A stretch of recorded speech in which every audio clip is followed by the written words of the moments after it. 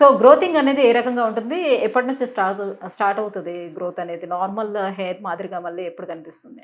మనం hair transplantation చేశాక 2 months నుంచి హెయిర్ గ్రోత్ అనేది స్టార్ట్ అవుతది. 6-9 మంత్స్‌లో ఫుల్ హెయిర్ అనేది మనం చూడొచ్చు. అంటే నార్మల్ హెయిర్ లాగా మంచి హెయిర్ లైన్, మంచి లెంత్, థిక్‌నెస్ అనేది 6-9 మంత్స్ పడుతుంది. సో ట్రీట్మెంట్ అయిపోయిన తర్వాత వాళ్ళు ఎటువంటి ప్రికాషన్స్ తీసుకోవాలి? సో ప్రొసీజర్ అంతా అయిపోయిన తర్వాత వాళ్ళకు ఇన్‌ఫ్లమేషన్ గాని, పెయిన్ గాని, లేకపోతే అదర్ ఇన్ఫెక్షన్స్ గాని ఏమైనా వచ్చే ఛాన్సెస్ ఎంత వరకు ఉంటుంది? సో ప్రొసీజర్ అయిపోయిన తర్వాత 1 వీక్ వరకు యాంటీబయోటిక్స్ ఇవ్వడం జరుగుతది.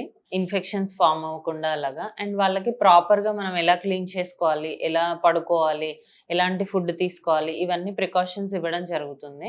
జస్ట్ 2-3 డేస్ వాళ్ళు కొంచెం క్లెన్లీనెస్ మెయింటైన్ చేసుకుంటే ఆ లోపు హీల్ అయిపోతుంది. వాళ్ళ హ్మ్. వర్క్‌కి వాళ్ళు వెళ్ళిపోవచ్చు. హ్మ్. అండ్ ఇంకొకటేంటి అంటే ఎవరైతే ఈ ప్రికాషన్స్ ఫాలో అవ్వకుండా డస్ట్‌కి, పొల్యూషన్‌కి ఎక్స్‌పోజ్ అవుతారో వాళ్ళకి మాత్రమే సెకండరీ ఇన్ఫెక్షన్స్ వచ్చే ఛాన్స్ ఉంటుంది.